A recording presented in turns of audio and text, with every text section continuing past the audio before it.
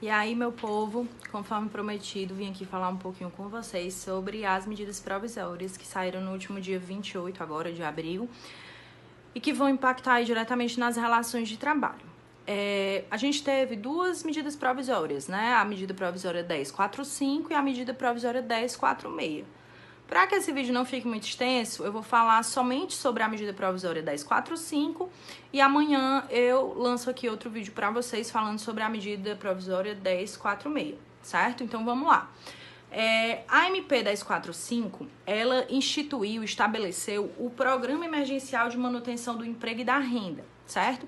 Esse programa, ele está baseado aí em 3 pilares, que é o benefício emergencial de manutenção do emprego e da renda, a redução da jornada de trabalho proporcional à redução de salários e a suspensão temporária dos contratos de trabalho, certo? Então, basicamente, ela estabelece 2 medidas que podem ser adotadas pelas empresas para tentar minimizar os efeitos da crise decorrente da pandemia e manter o emprego e a renda, né, dos empregados por consequência, e um benefício que vai ser pago com recursos da União para suprir a baixa de rendimentos que esses empregados vão ter. Então, como é que isso vai funcionar? Os empregadores, eles podem tanto reduzir a jornada de trabalho dos empregados e proporcionalmente reduzir o salário, como vão poder suspender temporariamente esses contratos de trabalho, certo? No caso da redução, essa redução ela pode ser feita por convenção ou acordo coletivo ou pode ser feita também por acordo individual escrito entre o empregador e o empregado, certo? Sendo feita por acordo individual escrito, o empregador ele tem que comunicar ao empregado dessa proposta pelo menos 2 dias corridos antes, certo? E uma vez celebrado aquele acordo, ele vai poder estabelecer a redução de jornada exclusivamente nos percentuais de 25%, 50% ou 70%, tá? Então, sendo o acordo individual escrito, só vai poder o empregador reduzir a jornada dos empregados em 25%, 50% ou 70%, certo?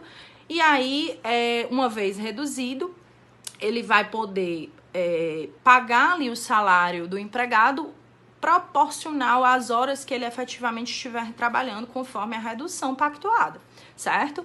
É importante destacar que, primeiro, não pode haver diminuição do salário hora do empregado, então o salário hora do empregado tem que ser mantido, o que vai haver a redução proporcional à redução de carga horária.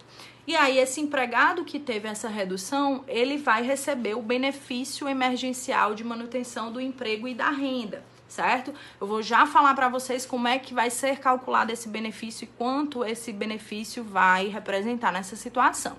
Mas ele vai receber o salário pelo empregador, com os encargos, proporcional à jornada que ele vai estar cumprindo com a redução, e vai receber também, concomitantemente ali, o benefício para complementar aquela baixa de rendimentos que ele vai ter, certo? Essa é a hipótese de redução da carga horária, né, proporcional à redução de jornada, certo? Na hipótese de suspensão temporária do contrato de trabalho, a gente vai ter também a possibilidade de pactuação por acordo ou convenção coletiva ou acordo individual escrito.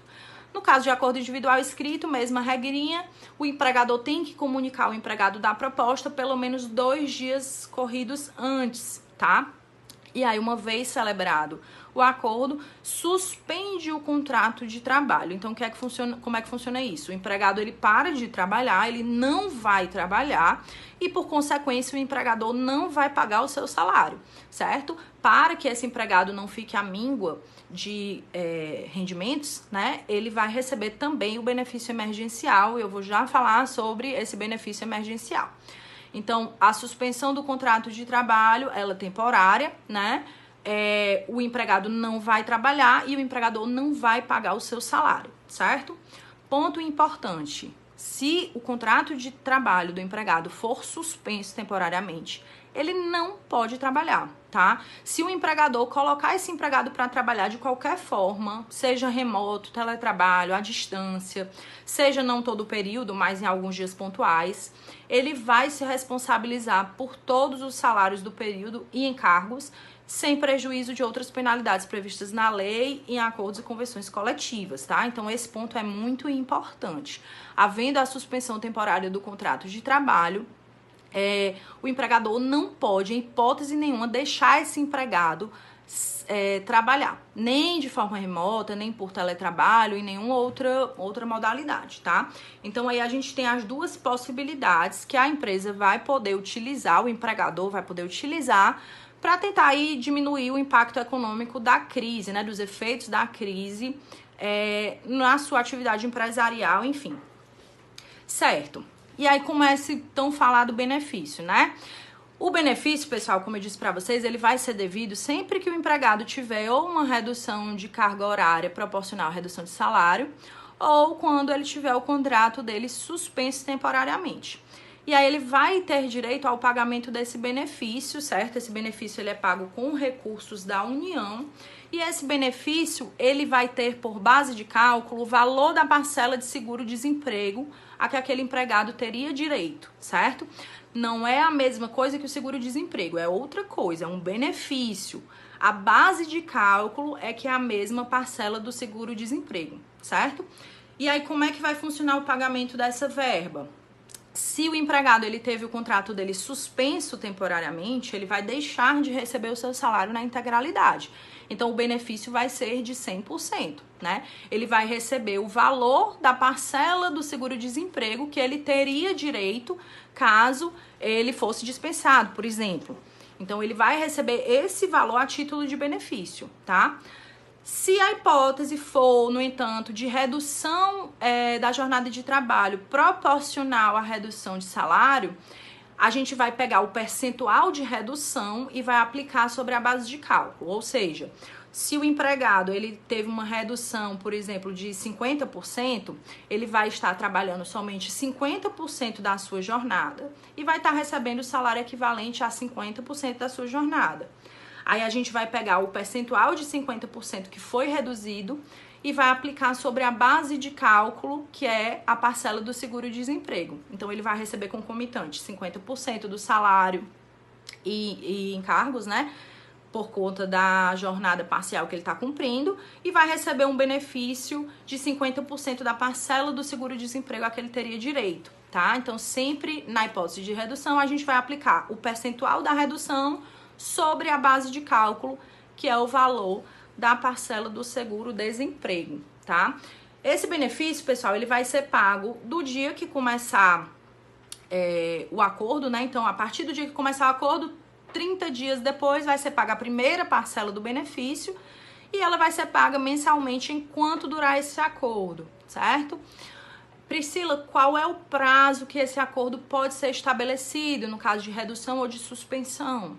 O prazo máximo, pessoal, é 120 dias, tá? A medida provisória, ela prevê um prazo máximo de 120 dias. Pode ser menor, pode ser até 120 dias. Pode haver uma prorrogação desse prazo? Possivelmente. No ano passado, a gente teve algumas medidas provisórias que foram prorrogadas aí por outros atos, né? Existe a possibilidade, sim, de prorrogação posterior, mas, a princípio, o prazo máximo que essas medidas podem ser estabelecidas e pactuadas é de 120 dias, certo? Então, durante esse prazo, o empregado receberá mensalmente aí o benefício conforme for o caso, tá? Uma outra questão importante para a gente finalizar é que o empregador ele tem uma obrigação de prestar informação para o Ministério da Economia da celebração desse acordo. Então, até 10 dias, a partir da data que foi formalizado o acordo, o empregador ele tem que comunicar ao Ministério da Economia da celebração do acordo e em que condições, para que possa ser providenciado aí o pagamento do benefício, certo? Se ele não fizer essa comunicação, ele fica também responsável pelo pagamento do salário e de todos os encargos daquele empregado por esse período, tá? Então, aí, esses são os principais aspectos da medida provisória 1045 que eu queria falar com vocês. Se tiver ficado alguma dúvida, vocês deixem aqui nos comentários. E eu preparei, pessoal, um e-book, tá? Com os principais pontos dessas duas medidas, para quem quiser aí revisar, se aprofundar, né? Então, eu coloquei de modo mais detalhado quais são os principais aspectos práticos dessas medidas que a gente precisa se atentar, tá? Eu vou deixar disponível no link da minha bio uma pesquisa que vocês respondem rapidinho e o e-book vai ser enviado em sequência para vocês por e-mail, tá? Esse link só vai ficar disponível por 72 horas, então corre lá. É totalmente gratuito, basta responder a pesquisa bem rapidinho e aí você vai receber o e-book por e-mail.